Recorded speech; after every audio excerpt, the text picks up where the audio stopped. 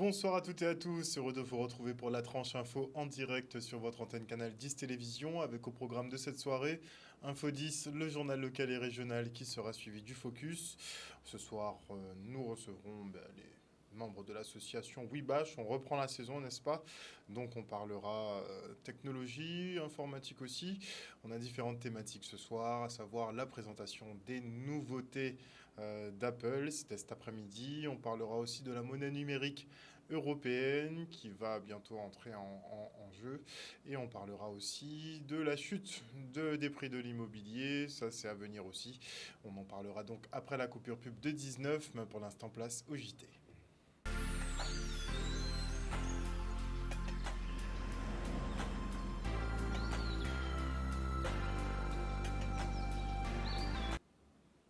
Nous sommes le mardi 12 septembre 2023 et en cette période de rentrée, la rectrice d'académie se rend dans divers établissements scolaires pour y rencontrer les personnels enseignants.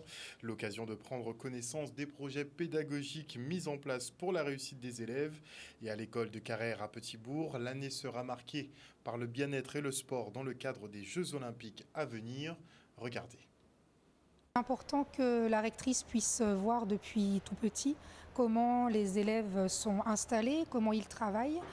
Surtout qu'en maternelle, nous avons des ateliers de langage qui sont très importants. Et c'était important aussi pour nous aujourd'hui de lui montrer tout ce que l'on mettait en place comme projet autour du bien-être, du sport à l'école et du suivi des Jeux Olympiques ou de la Coupe du Monde de rugby. Toutes ces activités que l'on met en place à travers les projets pour développer les compétences de la persévérance, de la notion d'effort, en plus des compétences langagières, de mathématiques, ça, ce qui sont des compétences communes à tous les projets. Mais alors vraiment occuper le terrain de l'actualité avec des activités qui vont pousser les enfants à interagir, à suivre ce qui se passe, à rencontrer des athlètes, à communiquer, à intégrer les parents avec eux et à voir qu'on travaille tous ensemble pour que les élèves puissent grandir, devenir de futurs citoyens, mais surtout être des futurs citoyens bien dans leur basket, comme on dit, bien dans leur corps, bien dans leur tête, et qu'ils soient capables d'affronter la vie et les difficultés qu'ils auront à affronter tout au long de leur croissance et ensuite de leur vie d'adulte. Pour moi, c'est vraiment important d'être à leur écoute et de voir l'ensemble des projets qu'ils sont en capacité de mettre en œuvre, qu'ils imaginent aussi pour faire réussir les élèves. Nous travaillons autour des savoirs fondamentaux. Nous avons constitué un conseil académique des savoirs fondamentaux. Mais ce qui est important, c'est de pouvoir finalement s'alimenter avec les bonnes pratiques et voir comment on peut les diffuser au sein de l'académie. On a des idées qui naissent à leur écoute. C'est vrai qu'il y a des choses que l'on connaît, ce lien avec les parents, mais on voit la manière dont c'est appréhendé dans cette école, une manière très originale et qui nous ouvre aussi les yeux sur la nécessité parfois de donner des clés aux parents pour les aider, par exemple à éloigner les enfants des écrans, mais par quoi les remplacer. C'était un des éléments de la discussion et c'est vraiment très enrichissant. Des écoles qui recevront bientôt des produits locaux pour les cantines. Harry Chalus s'est rendu ce matin sur le chantier de l'usine centrale à Anse-Bertrand. Cette plateforme d'une superficie de 1600 mètres carrés est dédiée à la transformation des produits agricoles bruts vers des produits finis commercialisables frais et prêts à l'emploi. Cet atelier desservira prioritairement les cuisines centrales, les structures sociales et les cantines scolaires de Guadeloupe. Un marché qui nécessite la livraison de gros volumes de denrées. Les agriculteurs auront ainsi à charge de se regrouper pour assurer ces livraisons en quantité et dans les délais. Entamée en juin 2019, la structure devrait être livrée l'an prochain, en juin 2024. Regardez. Ça fait plus de 2 ans quand même qu'on a posé la première pierre. Ça a été financé à plus de 6 millions par la région et des fonds européens. Et effectivement, j'ai constaté que ça prenait du temps. Mais aujourd'hui, effectivement, ça a vraiment bien démarré. C'est un besoin pour le Nord Grande Terre, mais pour la Guadeloupe surtout, pour cette transformation et permettre à nos agriculteurs de pouvoir livrer leurs aliments. Donc je constate aujourd'hui que les choses avancent très bien, mais je serai derrière pour pousser pour qu'on puisse inaugurer officiellement au mois de juin 2024 ce qui est prévu. Aujourd'hui, nous sommes dans sa phase terminale puisque la livraison est prévue pour juin 2024. C'est un projet structurant pour le Nord Grande Terre et pour donc, les 5 communes du Nord Grande Terre, surtout pour la profession agricole. Et aussi, ce qui est très important, c'est la visée sanitaire, parce que nous voulons que les enfants aient dans leurs assiettes des produits du terroir, des produits locaux, pour qu'ils puissent améliorer leur santé, mais aussi participer au développement économique du territoire. Il faudrait effectivement que nos agriculteurs, nos chefs d'entreprise puissent se mettre ensemble. Je prends l'exemple d'ici, un seul agriculteur ne pourra pas livrer. Il faudrait que ce soit un groupement. Et nous allons inciter cela avec M. Dolin, qui est notre président de la commission d'économie verte, fera tout pour pouvoir demander et inciter les agriculteurs à se mettre ensemble. Si nous devrions demain construire une deuxième usine centrale, il faudrait qu'on ait quand même de la matière. Il faut une traçabilité de ce qui est livré. Il faut aussi une réponse rapide. Et ce qui nous permet aussi en termes de paiement de ceux qui vont livrer, que ça se fasse rapidement s'ils sont organisés par filière. Donc les agriculteurs, je pense, sont partants. Et c'est un projet, il ne faut pas l'oublier, pas que nord-grande-terrien, mais guadeloupéen. La ville de Lamentin, elle, travaille à rentabiliser ses sites naturels comme la cascade Bois-Banane ou encore la baie de Blachon. La municipalité mise sur la valorisation de ces espaces et le développement du tourisme vert. Elle aura à charge d'assurer l'entretien des 290 km de sentiers de randonnée. Des activités seront également mises en place comme des cours sur la plantation d'arbres fruitiers en pot. Regardez. Je me suis posée pour réfléchir sur un projet, pour entrer dans une stratégie de développement économique à Lamentin. Parce que nous avons des sites naturels qui sont magnifiques. Nous avons la cascade de Bois-Banane avec son bassin, nous avons la baie de Blachon. Je me dis que quand on a autant de richesses environnementales, on ne peut pas en rester là, on doit en faire quelque chose. Et le quelque chose que nous voulons faire, c'est entrer avec ces sites naturels dans une stratégie de développement économique. Mon intervention s'est portée sur des axes forts en matière de développement économique, social et culturel. Quelles sont les forces de Blachon? Donc c'est une baie magnifique qui est connue pour y avoir été le lieu d'expérimentation de l'introduction de Lamentin. Mais ce n'est pas simplement ça, c'est un site magnifique. Et après avoir mené un diagnostic territorial, j'ai travaillé un peu sur la dimension économique de cet environnement, la dimension sociale et culturelle, mais aussi la dimension environnementale. N'oublions pas quand même qu'une partie donc, du territoire fait partie de la zone parc national de la Guadeloupe, mais également de la zone de l'ONF. Et en termes de biodiversité, nous sommes réserve de biodiversité, à savoir le dispositif MAB. Je suis le concepteur des arbres fruitiers en pot en Guadeloupe. Donc c'est un concept qui est vraiment très intéressant, qui prend de l'ampleur. Je suis autodidacte et je suis en train de vulgariser en fait la plantation en pot dans l'archipel. En fait. Moi, ce que j'attends de cette réflexion, c'est de redynamiser ou de dynamiser, puisque cette zone de Blachon, créer de l'activité économique de façon à permettre à cette population donc de vivre et de s'implanter durablement sur le Lamentin. Nous allons continuer dans la concertation parce que le colloque, je l'ai dit, il est basé sur 3 axes. Donc la consultation a déjà eu lieu, donc nous sommes dans la concertation et dans la co-construction. La prochaine étape, ça va être une marche que nous allons faire à Blachon, élus riverains, et nous allons échanger pour pouvoir justement entrer dans cette co-construction de ce que veulent les habitants de Blachon et de ce qu'on peut faire aussi à Blachon. Mais toutes les idées seront bonnes à prendre et nous allons faire un tri sur ce qui peut être fait. Un reportage de Vianney Valverde. Alix Nabajote est candidat aux élections sénatoriales du 24 septembre prochain avec la liste pour une alternative démocratique. Le 5e adjoint au maire de la ville des Abîmes entend séduire les grands électeurs et particulièrement les conseillers municipaux qui, selon lui, sont la clé de ce scrutin. Pour cela, il lui faut agir avec courage pour solutionner les problèmes liés à l'environnement, l'insécurité, le transport, l'eau ou encore les déchets. Regardez.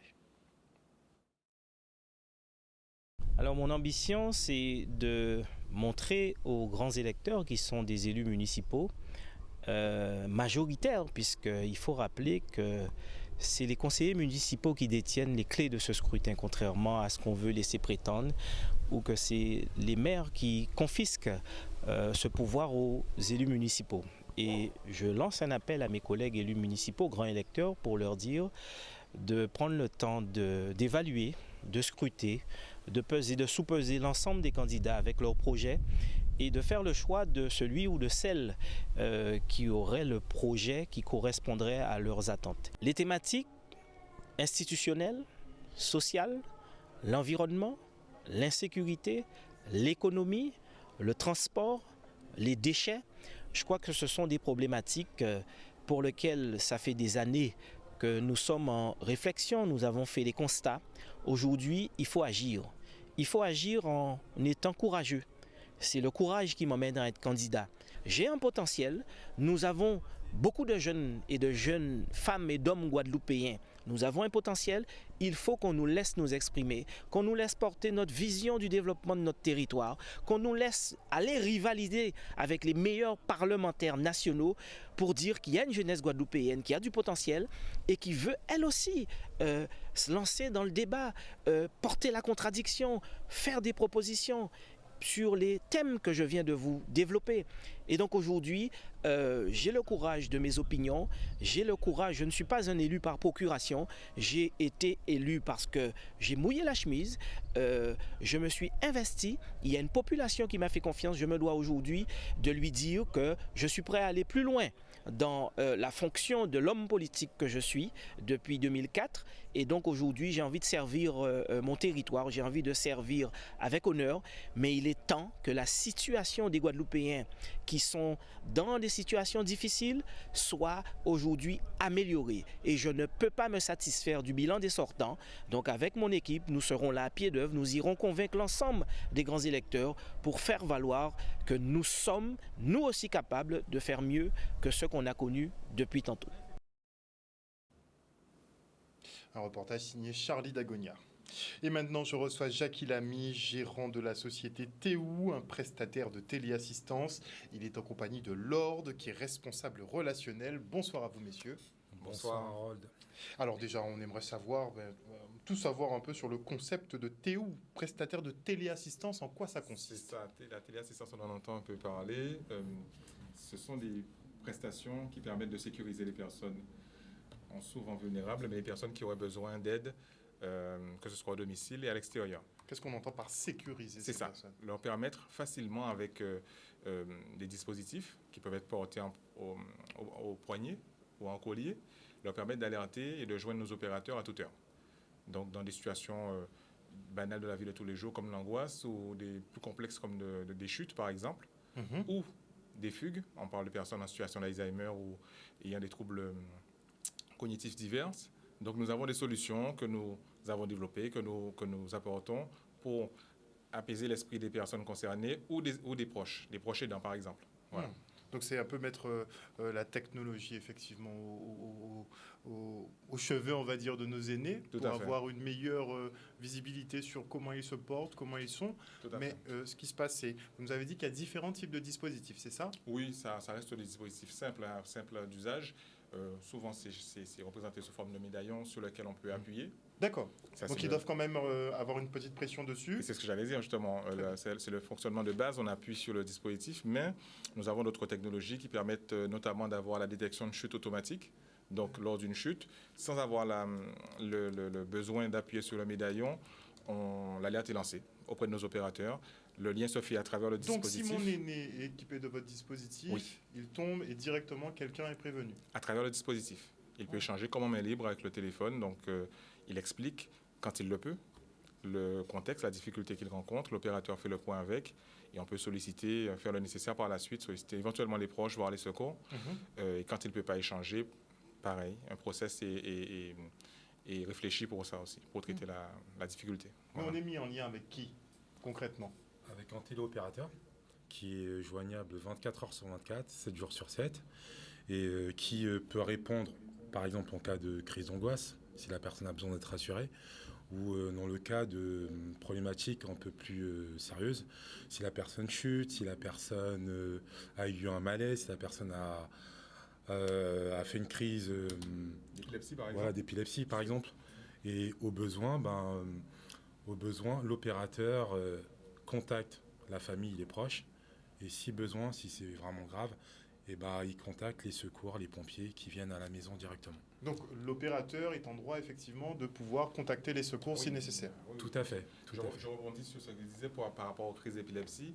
C'est vrai qu'il s'agit de public plus jeune souvent, qui peut avoir une trentaine d'années, qui est donc totalement autonome, c'est un public qui peut vivre chez lui seul et qui se trouve dans ces situations critiques où la crise a pu entraîner, il peut tomber dans les pommes tout simplement. Donc les dispositifs permettent de sécuriser, d'assister les personnes au domicile par exemple dans ces situations-là, pas forcément que pour les seniors. Alors pendant qu'on discute, j'ai été forcément sur votre site internet, vive la technologie. Donc je vois que vous avez donc plusieurs déclinaisons pour les solutions. Donc vous nous avez parlé de l'assistance à domicile, donc c'est le TU Home. Tout à fait. Donc là c'est pour s'il y a une chute ou bien si effectivement l'aîné veut prendre contact avec quelqu'un, si il souffre d'isolement ou de choses comme ça, sait-on jamais. Nous avons la TU SOS. C'est ça. Qu'est-ce que c'est TU SOS ? Le TU SOS, c'est le plus complet des dispositifs que nous mettons en place, des solutions. Aujourd'hui, il permet aux personnes d'être assistées, où qu'elles soient, au domicile, mais comme partout à l'extérieur. Comment vous avez un œil sur elles ? Parce qu'avec les systèmes, on dira pour faire simple, de téléphonie mobile, on peut se connecter sur l'ensemble des antennes et avoir la position si nécessaire, ou rentrer en liaison, ou à n'importe quel endroit, via le dispositif. On part en week-end à Marigal en 2 jours, on a l'esprit tranquille, on peut y aller. Et parce qu'on sait que son dispositif TU est à portée de main. Et sinon, on a le TU Visio, donc j'imagine que c'est plus poussé. Là, c'est pour avoir un œil carrément. Alors, ça reste toujours les proches. Ce sont les proches qui ont la capacité d'avoir Qui a accès, concrètement ? Qui a accès Ce sont les proches, c'est-à-dire que demain, si par exemple vous avez... Alors, pour préciser, le TU Visio, il s'agit de caméras qui sont installées au domicile. D'accord. Voilà. Par TU. Exactement. Toujours par vous. Voilà. Et c'est pas de la vidéosurveillance, c'est de la vidéobienveillance. C'est-à-dire que demain, vous avez un proche âgé ou pas, qui est dans une situation un peu délicate physiquement, à travers nos dispositifs, et vous pouvez à distance, que vous soyez en Guadeloupe, à l'étranger, jeter un œil sur le proche pour voir s'il va bien. Voilà, et c'est pour ça qu'on parle de vidéo-bienveillance.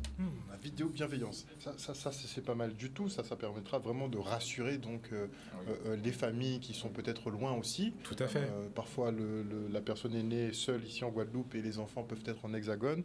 Et donc, c'est avoir un œil, peut-être en permanence, si on le souhaite en tout cas, sur son aîné. C'est l'objet. C'est ça. Et avec possibilité en plus, par rapport à la plateforme, de prévenir les secours. Donc, on n'est pas là, mais on peut quand même faire intervenir si nécessaire. Tout à fait. Pas mal. Alors, on a aussi le TU Lock. Vous avez fait beaucoup de déclinaisons. On voit que vous avez voulu être extrêmement complet sur l'offre. C'est issu d'un constat ? C'est exactement ça. Notamment pour le TU Lock. Comme tout ce qu'on fait, mais le TU Lock particulièrement, puisque depuis maintenant, on dirait 1 an, 2 ans, on entend beaucoup parler de la pathologie Alzheimer, la maladie d'Alzheimer. Et les conséquences, ce qui fait qu'on entend parler, ce sont les fugues, les situations d'errance qui sont rencontrées. On n'entend pas parler quand les personnes sont tranquilles à la maison, mais les proches ont tout de même les difficultés et sont assez, les familles sont assez, des fois, déconstruites, bouleversées parce que des suites des conséquences d'une fugue. Donc le TU Lock est un bracelet qui est verrouillable, donc qui est sous forme de montre. Vraiment montre où on voit l'heure, donc de sorte qu'il puisse être plus accepté, plus facilement en tout cas, par la personne qui sera amenée à le porter, et qui permet aux proches cette fois-ci d'avoir un regard sur la position quand cette personne s'en va et d'avoir surtout une alerte quand elle dépasse un périmètre qui a été défini. C'est ce qui est pertinent. Donc les proches peuvent réagir plus vite et réagir mieux parce qu'ils savent où se rendre, plutôt que comme malheureusement ça se fait trop souvent, aller à gauche, à droite, chercher, rameuter les voisins, la famille, pour avoir un espoir de retrouver rapidement la personne concernée. On est un peu sur le même principe que le bracelet électronique, mais toujours plus pour la bienveillance qu'autre chose. C'est bien résumé. C'est pas pour restreindre, mais c'est vrai qu'on a de plus en plus de fugue, puisque bon, les maladies neurodégénératives, il y en a de plus en plus. Tout à fait. Il y a de plus en plus de cas ici en Guadeloupe, donc c'est une vraie problématique. Tout à fait. Donc le faire accepter par le biais de la montre, donc il peut y avoir des réticences à ce niveau-là. On discute beaucoup avec la famille pour savoir comment ça pourrait être accepté, le présenter, essayer des fois pour voir être en situation réelle, hein, voir comment c'est accepté, comment ça peut être Parce qu'elles ne sont utilisé. souvent pas conscientes de leur pathologie, hein, ces personnes. Bien donc, sûr, bien sûr. Donc dès lors que la démarche est concluante, on y va. Très bien. Est-ce que tout ça est verrouillé? Bien verrouillé? C'est-à-dire? Hackage, on sait que maintenant, bon, on a des nouvelles technologies, on a des hackers, on a toutes sortes de choses. On peut craindre effectivement pour la sécurité de son proche, puisque tout le monde peut avoir un œil, par exemple, sur l'intérieur d'une maison. Est-ce que tout est bien verrouillé?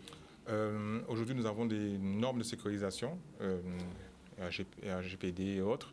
On rentre dans tout ce cadre-là. Tous ces cadres-là, forcément, surtout nous parlons d'une population fragile, donc nous sommes obligatoirement contraints de le mettre dessus, ne serait-ce que pour avoir nous-mêmes une propre tranquillité d'esprit. Mais oui, forcément, par rapport à la localisation, par rapport à la visio-bienveillance, on rentre dans tout ce qui est normes de sécurité, en tout cas Internet aussi. Voilà. Très bien. Très bien. Tout à fait. Alors, qui est votre public cible? C'est le Guadeloupéen lambda, donc n'importe quelle famille. Mais est-ce que, bon, puisqu'on sait qu'on sera peut-être un EHPAD à ciel ouvert très prochainement, enfin, avec beau temps, un grand EHPAD pour l'Hexagone, est-ce que vous avez vocation aussi à équiper, par exemple, de grosses structures? Tout à fait, tout à fait. Donc en fait, dans notre public, il y a toutes sortes de personnes. Et contrairement à ce que les gens s'imaginent souvent, c'est que la téléassistance concerne ou peut concerner tout le monde. Certes, il y a des personnes âgées, mais on a également des personnes jeunes, des fois suite à un accident de vie, ou à des problèmes liés à certaines pathologies, que ce soit des problèmes respiratoires, des crises d'angoisse, ou même des pathologies comme Alzheimer, qui touchent des personnes de plus en plus jeunes. Également, oui. Exactement, donc on peut toucher toutes les catégories d'âge. Donc du jeune adulte aux personnes âgées. Et nos dispositifs ont vraiment pour vocation de permettre à tout un chacun de pouvoir garder son autonomie. Voilà, son autonomie en restant à la maison. De maintien à domicile. Voilà, c'est que demain, en fait, c'est dans la continuité du travail fait à l'hôpital ou dans certains suivis médicaux, le but c'est vraiment de permettre à tout un chacun de pouvoir garder son autonomie à la maison, de pouvoir sortir, et également de pouvoir apaiser les familles. Très bien, très bien. Maintien à domicile et hors du domicile. Maintien à domicile, effectivement, puisque ça peut suivre à l'extérieur. Alors comment on fait pour effectivement bénéficier de ce type de contrat? Est-ce qu'il faut un dossier médical, un certificat médical, quelque chose pour justifier effectivement des pathologies, ou bien on peut faire appel à vos services tranquillement? On fait appel à nos services dès qu'on le juge nécessaire. Il n'y a pas cette obligation d'avoir une indication du médecin.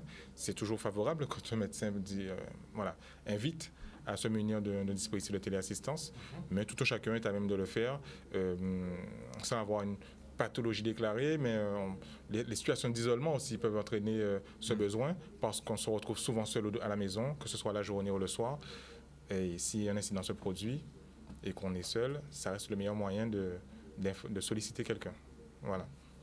Donc, on a un conseiller qui est joignable 7 jours sur 7, 24 heures sur 24.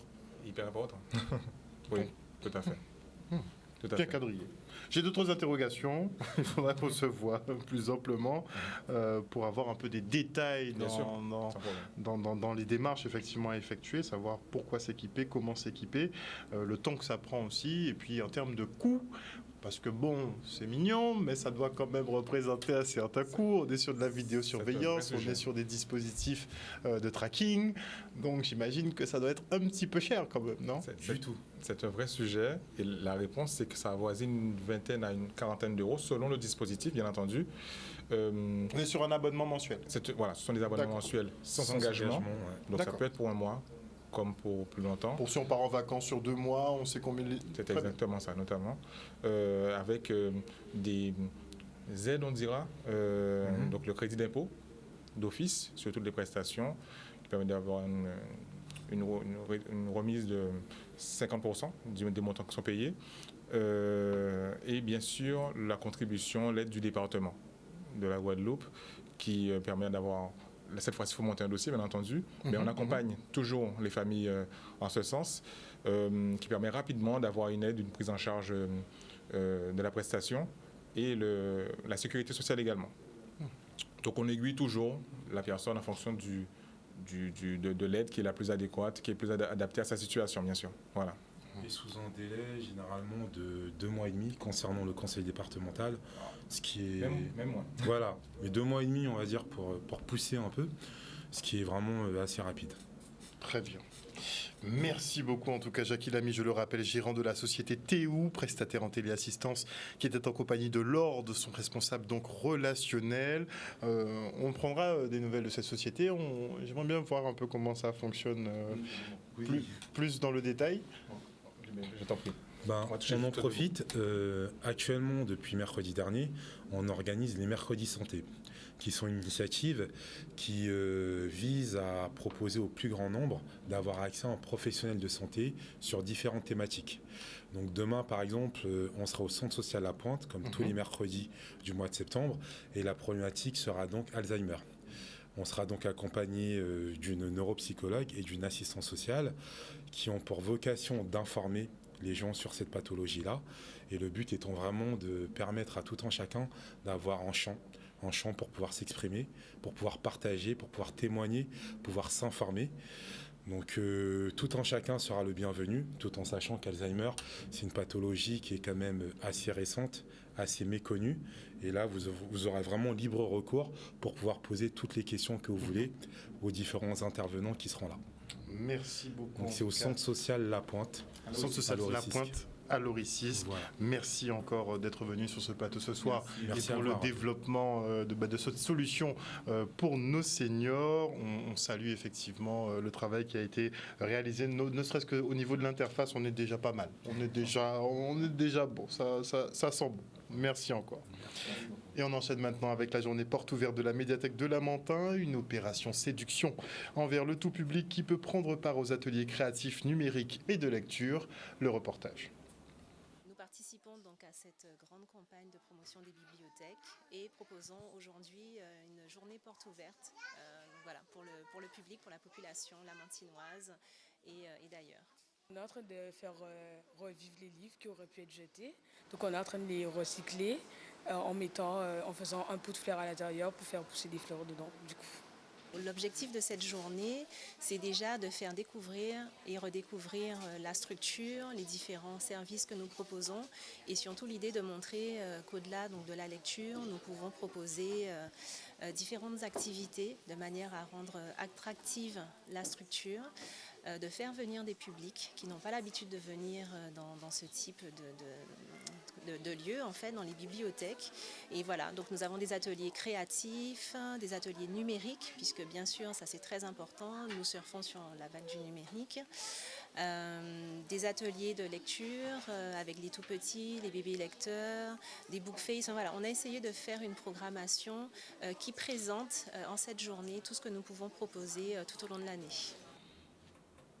Voilà, chers téléspectateurs, nous sommes arrivés au terme de ce journal. Une petite info internationale avant de se quitter. Notez que la Chambre des représentants américains et notamment son chef Kevin McCarthy a demandé ce jour à la commission parlementaire l'ouverture d'une enquête formelle en destitution du président Joe Biden. Ce dernier est soupçonné d'abus de pouvoir, d'obstruction et de corruption. Joe Biden qui aura fort à faire avec les élections, avec la future inculpation d'ailleurs de son fils Hunter Biden, notamment pour fraude fiscale et détention illégale d'une arme à feu alors qu'il était toxicomane. Une bonne soirée à vous, on se retrouve demain. Bisous tout le monde.